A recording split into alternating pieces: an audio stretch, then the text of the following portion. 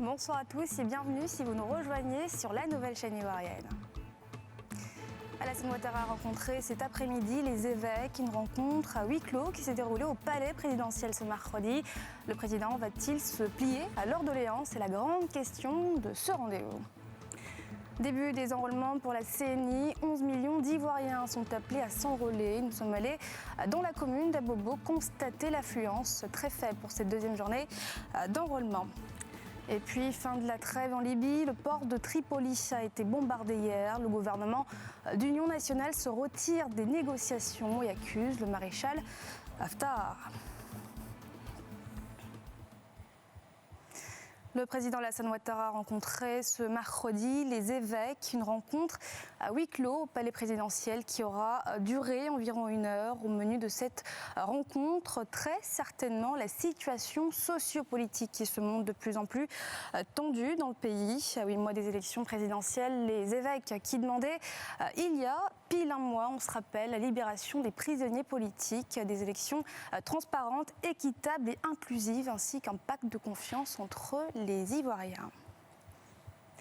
L'opération d'enrôlement pour les cartes nationales d'identité est à sa deuxième phase. 11 millions d'Ivoiriens sont appelés depuis hier à se faire enrôler. Quelle est l'ambiance dans les centres d'enrôlement et notamment dans l'une des plus grandes communes d'Abidjan? Constat à Bobo avec Timé Danger et Eric Kémo. C'est parti pour l'enrôlement de masse des populations pour le renouvellement et les nouvelles demandes des cartes nationales d'identité. Ce mercredi, soit 2 jours après son lancement par le gouvernement, l'on ne se bouscule pas dans l'unique centre d'Abobo. Ici, à Abobo-Baoulé, pas de longue file d'attente. Les gens viennent par groupe de 2, 3, 4 personnes. Voilà. C'est peut-être à cause du début. Voilà. Il y a plein qui ne sont pas encore bien renseignés. Voilà. Peut-être que c'est dû à ça. Sinon, ça va venir. Les requérants ne se bousculent certes pas, pour l'heure, devant le bureau d'enrôlement. Mais les agents ne se tournent pas, pour autant les poussent. Nous les trouvons aux petits soins de la dizaine de demandeurs pour les satisfaire.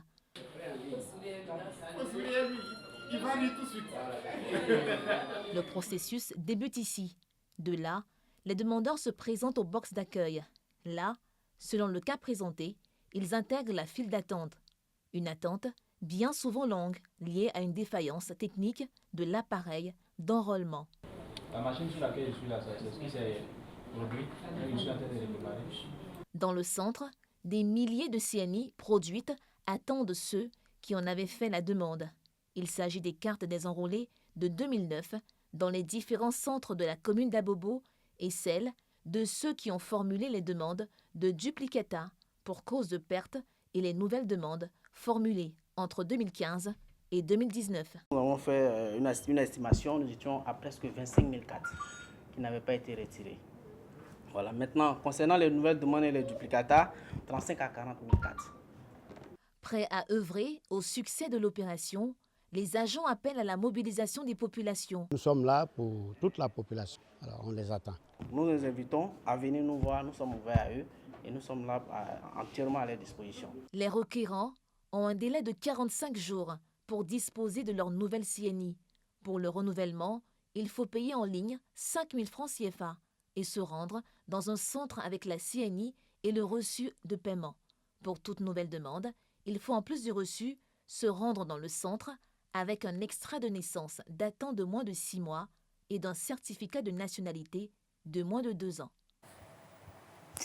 La FESACI dénonce des rétentions abusives de salaire des enseignants grévistes. En janvier dernier, Candia Camara brandissait le bâton contre les enseignants en grève. Elle avait frappé fort avec l'annonce de la suspension des salaires d'une centaine d'enseignants.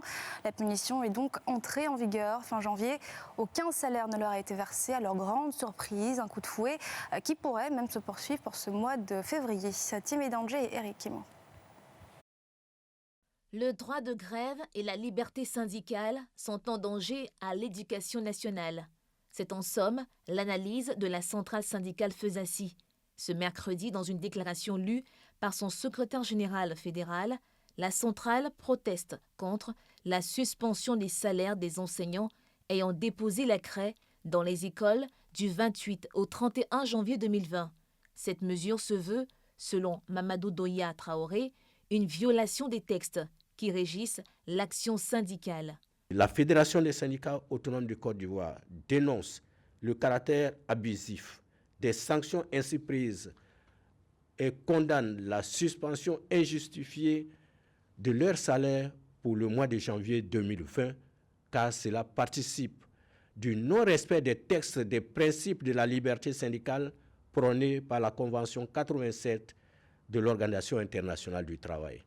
La FESACI fait observer par ailleurs qu'une ponction de salaire sur les jours de grève est légale, mais retenir tout le mois pour 72 heures de grève est de l'abus. Aussi, la centrale syndicale appelle au rétablissement des salaires au prorata des jours travaillés. La Fédération des syndicats autonomes de Côte d'Ivoire, sans cautionner ni encourager la grève, demande avec détermination et sans préalable le respect des principes des libertés syndicales, aussi bien que l'application stricte des mesures préconisées par les textes réglementaires en cas de grève. Soucieuse de la paix sociale, la FESACI invite les syndicats à éviter tout bras de fer avec le gouvernement. La Fédération des syndicats autonomes de Côte d'Ivoire propose aux syndicalistes de savoir raison garder en privilégiant l'intérêt général par le dialogue et ensuite de n'user de la grève qu'en cas d'extrême nécessité et cela en dernier ressort. La FESACI compte en son sein 215 syndicats de base affiliés, dont 7 des 11 syndicats impliqués dans les 3 jours de grève dans les écoles en janvier dernier. Ce mercredi, le discours guerrier de Recep Tayyip Erdogan, le président turc, menace d'intervenir en Syrie. Comme vous pouvez le voir bientôt sur ces images, un convoi militaire transportant des chars, des véhicules blindés et des véhicules de transport de troupes se dirige vers le sud d'Idlib. Erdogan évoque une opération militaire imminente dans cette région syrienne proche de la frontière turque. Dernier bastion de la rébellion, soutenu par Ankara et pilonné depuis octobre dernier par l'armée syrienne et par les Russes. On l'écoute. La Turquie s'est préparée pour mettre en œuvre ses propres plans d'opération dans la province d'Idlib. Pour le dire plus clairement, une opération à Idlib est imminente. Malheureusement, nous n'avons pas pu obtenir le résultat souhaité lors des négociations qui ont eu lieu tant dans notre pays qu'en Russie. La Russie qui a réagi dans la foulée, ce sera la pire des options, a répondu Moscou. Rappelons que les Turcs avaient déjà menacé il y a quelques jours, mais ce discours semble être un dernier avertissement.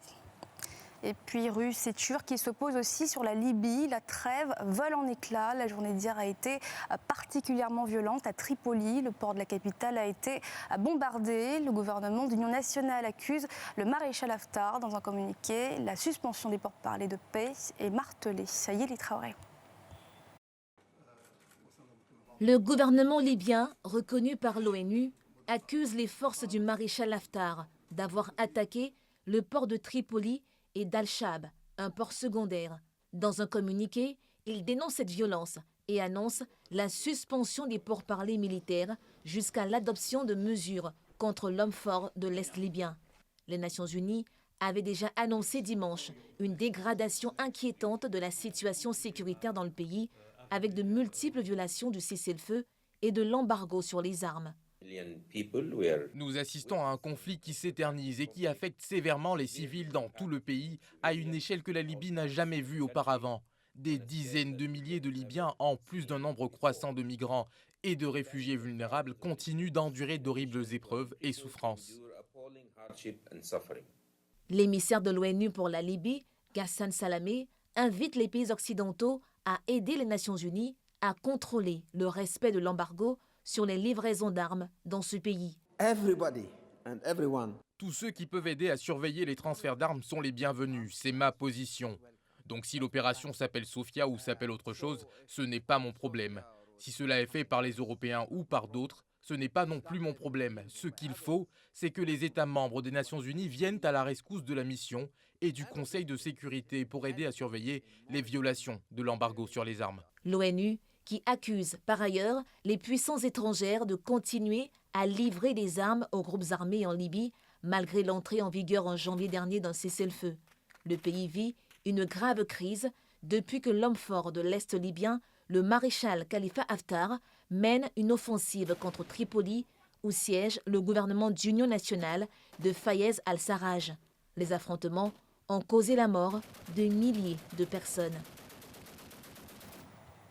Ils vont se rappeler longtemps de cette croisière. 500 passagers du Diamond Princess ont pu enfin débarquer. Ils étaient à bord depuis 14 jours, coincés dans leur cabine au Japon à cause du coronavirus. Des centaines d'autres touristes sont toujours en quarantaine et de nouveaux cas ont été détectés sur le bateau, portant à 621 le nombre de contaminés. C'est le plus important lieu de contamination en dehors de la Chine. Un expert présent sur le bateau s'est exprimé sur les manquements quant au respect des zones dites infectées. On l'écoute. J'avais tellement peur.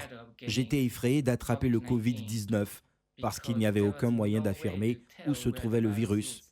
Il n'y a pas de distinction entre les zones vertes et rouges. Le virus pouvait être n'importe où et personne n'y faisait attention. Je n'ai jamais eu peur d'être moi-même infecté par Ebola, le SRAS, le choléra, parce que je sais comment me protéger et protéger les autres. C'était totalement chaotique. Certains membres de l'équipage avaient de la fièvre, puis ils se rendaient au centre médical en portant un masque N95, mais il n'y avait aucune protection entre leur chambre et la salle médicale. À noter que le bilan des morts atteints du coronavirus dépasse désormais les 2000 en Chine. Et puis retour en Côte d'Ivoire, précisément à Bingerville. Si vous y êtes allé récemment, vous avez dû vous rendre compte que la cité est en plein développement. La ville a désormais des taxis communaux, plusieurs promotions immobilières y voient le jour. De nombreux Abidjanais quittent la capitale pour s'y installer. Pourquoi un tel engouement? Bingerville est-il le nouveau oasis des Abidjanais? C'est l'éclairage de Pierre Dipomélin et Tanguy Conin. Bingerville, à quelques kilomètres d'Abidjan. Des sociétés immobilières y ont bâti des maisons à perte de vue.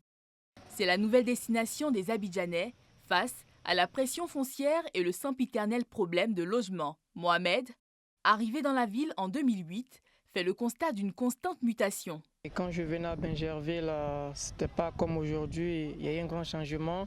Il y avait plein de palmeraies. C'était un peu comme un village. Aujourd'hui, la commune est en pleine expansion, en plein développement, avec d'abord dans le domaine de l'immobilier. La famille Ondri fait partie des nouveaux habitants. Le père, un instituteur à la retraite, apprécie bien son nouvel environnement. J'étais à Bobo. À Bobo, nous regroupait, on se retrouvait un peu. Mais avec problème d'eau, la circulation, le transport, c'est ainsi mes enfants ont trouvé ce petit coin-là pour me déposer ici. On a le calme qu'on veut, qu'on désire, la tranquillité, elle est assurée, on a de l'eau à flot, donc c'est une belle vie, on mène une belle vie ici. Ça nous permet de bien étudier, de bien se reposer surtout. Germain Yaké, deuxième adjoint au maire, est celui qui gère au quotidien cette pression foncière dans la commune. Bingerville qui fait en tout et pour tout 10 200 hectares et donc il y a une frontière avec la commune de Cocody, d'Abobo et même d'Anyama. Bingerville subit donc cette pression foncière. Abidjan n'ayant plus la capacité de loger tous les Ivoiriens. Vous savez que le problème des Ivoiriens aujourd'hui c'est le problème de logement. Face à ce flux incessant de nouveaux arrivants et l'extension de Bingerville, les autorités municipales ont mis à la disposition de la ville des taxis communaux. Youssouf Doumbia, maire de Bingerville, est bien conscient des nouveaux défis, notamment sur le plan sécuritaire. Aujourd'hui, nous avons pratiquement autour de 95 promotions immobilières sur Bingerville. Les voies structurantes qui mènent à ces promotions immobilières, nous avons déjà discuté avec le président de la République qui nous a accordé pratiquement 7 km de bitume pour les voies structurantes. Le conseil municipal a demandé de recruter une soixantaine de jeunes à la police municipale et il y a plusieurs unités qui sont constituées dans cette police. Il y a 24 qui sont affectés à l'unité de régulation, la circulation, et 16 qui sont en formation continue à l'école de police. Et il y a, je crois, 12 qui vont à la moto, qui vont apprendre à rouler la moto, qui seront sur tout le tronçon de Bingerville. La commune de Bingerville est en plein renouvellement pour le grand bonheur des habitants de cette ville qui a servi de capitale de la Côte d'Ivoire de 1900 à 1934. Ce journal a été réalisé par l'ensemble de la rédaction. Merci de l'avoir suivi. Restez avec nous pour la suite de nos programmes et on se retrouve demain pour un nouveau rendez-vous de l'actualité.